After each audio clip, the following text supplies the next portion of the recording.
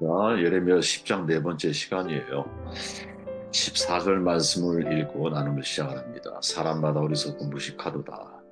은장이마다 자기의 조악한 신상으로 말미암아 수치를 당하나니 이는 그가 부어 만든 우상은 거짓 것이요 그 속에 생기가 없습니다. 그것들은 헛것이요 망령되이 만든 것인즉 징벌하실 때에 멸망할 것이나.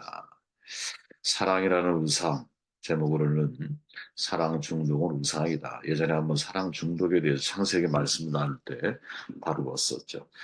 그때는 중독적인 측면에서만 말씀을 드렸다면 이 중독이 바로 아주 무서운 우상일 수 있다라는 것을 한 걸음 더 나아가 생각해 볼 필요가 있다라는 거죠. 예레미야서 10장에서 선지자는 남유다인의 우상 문제를 비판하잖아요. 우상은 나를 위한 거고 신앙은 우상과의 평생 싸움의 과정이고 지난 시간 행복의 장애물이 될 수 있구나. 사람은 부차적인 행복을 추구하지만 우리는 일차적인 행복에 뿌리를 두고 부차적인 행복을 판단할 수 있는 지혜를 훈련해 가야 한다라고 말씀을 드렸죠. 또 다른 우상이 뭘까? 사랑도 우상이 될 수 있다라는 거예요, 여러분. 사랑 중독하면 떠오르는 사람이 바로 야곱 아닙니까? 그죠? 그 야곱 옆에 레아도 마찬가지고 라헬도 마찬가지고 모두가 다 사실은 중독되어져 있는 모습을 우리에게 보여주죠. 로맨틱한 사랑과 결혼을 거짓 신으로 삼는 일 늘 가능했죠. 지금 우리가 살고 있는 문화에서 사랑을 하나님처럼 절대적인 것으로 혼동하기가 더 쉬워졌거든요. 이 세상의 모든 문화들은 가만히 보면 사랑을 향해 달려가잖아요. 그죠?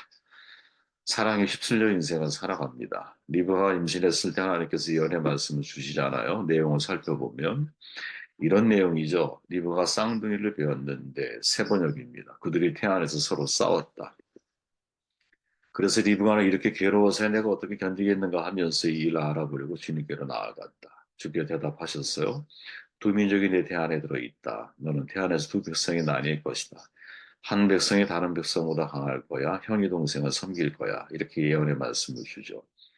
그런데 이상은 하나님께서 리브라에 주신 이 예언에도 불구하고 마다를 에서에 치중하잖아. 더 편해. 편애는 항상 문제를 일으키잖아요. 결국 에서는 편애 때문에 거만하고 버릇없고 고집세고 충동적인 성격의 사람으로 자라나고 야곱은 되게 냉소적이고 기회주의적이며 울분에 찬 사람으로 자라나죠. 축복의 시간이 되었습니다. 아버지 이삭은 하나님의 말씀을 무시하고 에서를 축복하려고 하잖아요. 그거를 가로채. 불행의 시작이죠. 왜? 이걸로 인해 결국 떠나게 되잖아. 떠나게 되니 왜 다시는 살아서 엄마를 못 만나요. 그죠? 이게 얼마나 불행한 일이에요. 이 사실을 알게 된 에서 야곱을 죽이기로 작정을 했고 결국 야곱은 외삼촌 라반의 집에 향해서 떠나게 되죠. 하란에 도착했고 외삼촌 라반을 몽을 피해 그로 찾아온 그 사람 야곱을 받아주잖아요. 자기 양떼 일의 일부를 맡깁니다. 보니까 일을 잘해. 그래서 라반이 야곱에게 말하지요. 야, 내가 비록 내 생질이나 어찌 그저 내 일을 하겠느냐. 내 품삯을 어떻게 할지 내게 말하라. 이렇게 말하니까 야곱이 원한 건 오직 누구? 라헬이었죠. 그래서 그는 역제안을 합니다.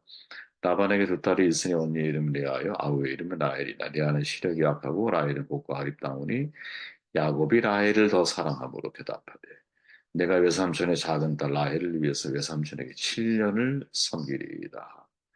히브리 원문을 직역하면 라헬은 몸매가 좋고 예쁘기까지 한다라고 표현이 되거든요. 그 첫눈에 반한 거지. 집을 떠나왔잖아요. 그죠? 가족으로부터 분리 아닙니까?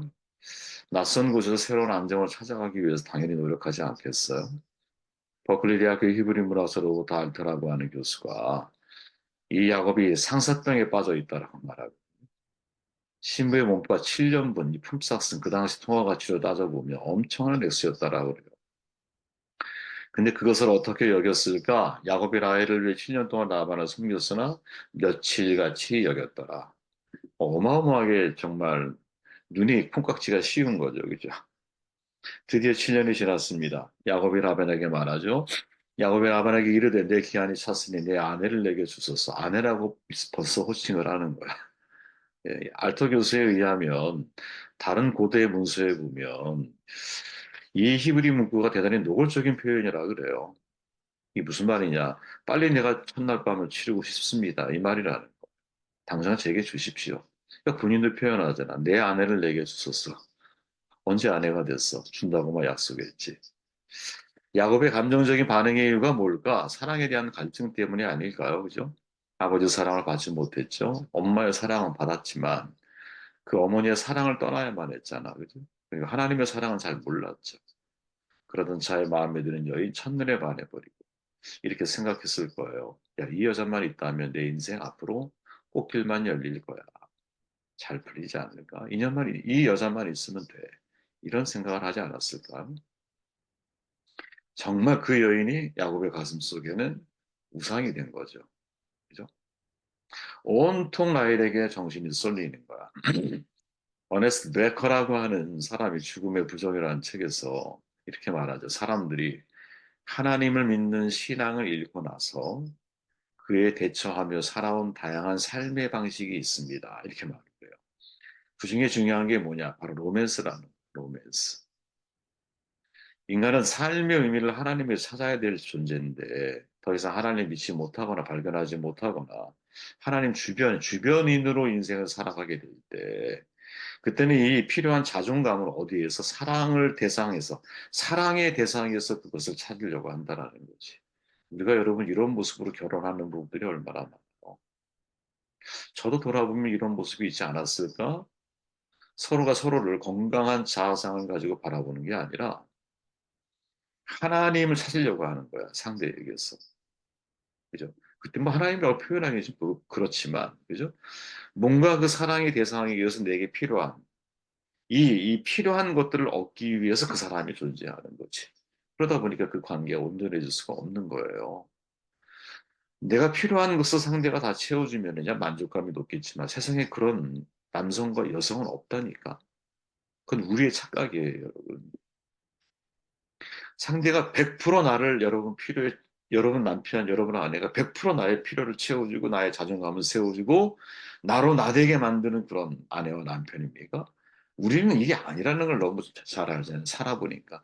아니, 나도 상대에게 그런 존재인데 당연히 상대도 나에게 그런 존재일 수밖에 없는 거죠. 그죠?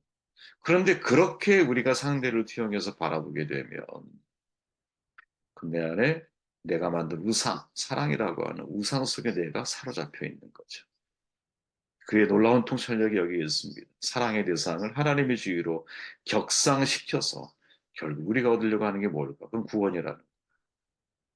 누구나 이런 이 내면의 세계를 성찰해 보지 못하면 이런 함정 가운데 내가 사랑에 중독되어 있는 함정 가운데 아주 무섭게 우리를 무너뜨릴 수 있는 모습이 있는 거죠. 문제는 뭐냐? 그런 사랑은 어느 순간 수증기처럼 사라진다라는 거죠. 신기루 같아요. 그죠? 야곱은 내면이 공허했기 때문에 로맨틱한 사랑이라고 하는 우상 숭배에 빠지게 되는 거죠. 사랑이라는 이름의 가면을 쓴 우상. 얼마나 달콤해요, 여러분. 라헬을 얻기 위해 7년을 일했잖아요. 그죠? 그 지참금이 지금 현대보다 4배가 많다 그래요. 구체적으로 좀 들어가 보면. 외삼촌은 아주 비양심적이잖아. 사기꾼 같잖아. 그냥 내가 똑같은 사람을 만나는 거예요, 여러분. 야곱이 그렇게 살았잖아. 그냥 야곱보다 더 고수를 만나. 그게 라반인 거죠. 얘가 상사병에 걸려 있는 걸 보니까 이형의 먹기로 판단을 하잖아요. 그 7년의 결과가 뭡니까? 이거 되게 재밌는 표현이에요. 야곱이 아침에 보니 레아라. 이거 가지고 아주 고민한 신학자가 있어요. 아침에 보니 레아라. 되게 상징하는 의미야, 그죠? 좀 이따 나누기로 하고. 야곱이 분노해서 라반에게 막 따지잖아? 근데 라반이 하는 말이, 야, 작은 딸을 시집 보내기 전에 큰 딸을 먼저 보내는 게 시방의 풍습이야. 진작 말했어야지. 사고 다친 다음에. 진짜 사기꾼인 거야. 7년은 더 일하면 나이까지 줄게. 이렇게 된 거죠. 더 일하게 돼. 따를 수밖에 없어. 이때 여러분, 옛 랍비 주의에 의하면 흥미로운 전승이 하나 있는데, 아침에 보니까 야곱이 라헬인 줄 알고 동치면이 어떻게 그럴 수가 있을까 싶지만, 그죠? 예? 깨니까 레아잖아? 그때 대화가 등장을 해요. 야곱이 레아에게 말해요. 나는 어둠 속에서 라헬을 불렀는데 당신이 대답했어. 도대체 나한테 왜 그러는 거요, 도대체? 그때 레아가 대답해요, 되물어요. 당신의 아버지가 어둠 속에서 예서를 불렀는데 당신이 대답했어요. 도대체 아버지한테 왜 그러는 거예요? 참 유대인들의 해악이 담겨 있는 말이 아닌가 싶어. 그죠? 응?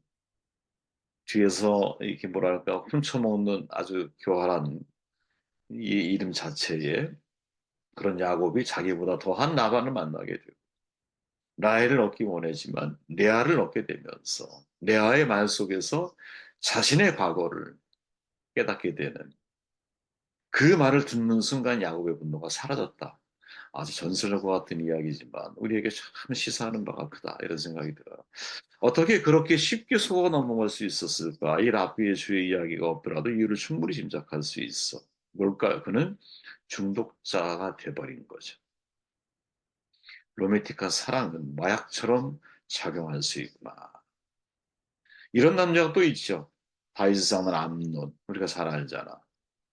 배달한 2억 누이를 범하잖아요. 그리고는 어떻게 범하기 전에는 그토록 그 여인을 사랑하는 것처럼 행동하더니 범하고 난 이후에는 전부 다 더 미워하잖아. 사랑이었어요? 아니죠.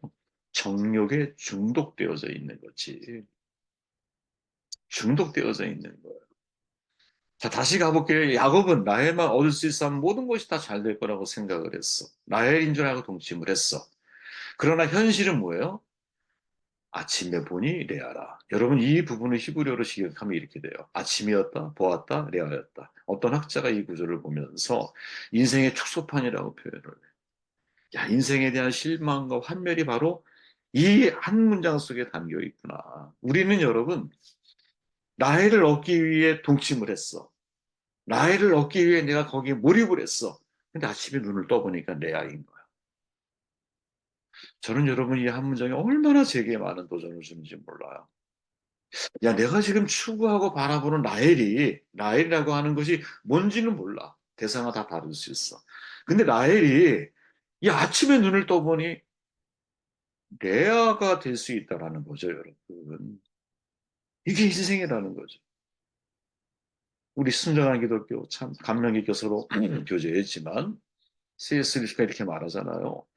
우리는 이 세상에서 얻을 수 없는 뭔가를 간절히 원하며 살아간다.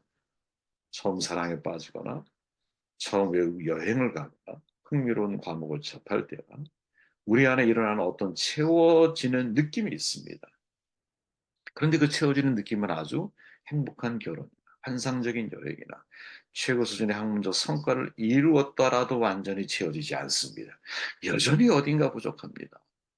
배우자가 아주 훌륭한 사람일 수도 있고, 호텔 영치가 정말 끝내줄 수도 있고, 자기 분야에 큰 상을 받을 수도 있어요. 그런데 여전히 뭔가 자신을 피해 달아난 느낌을 갖습니다. 그게 뭘까요? 그게 1순위가 하나님인 거예요. 그 1순위가 하나님인 거죠.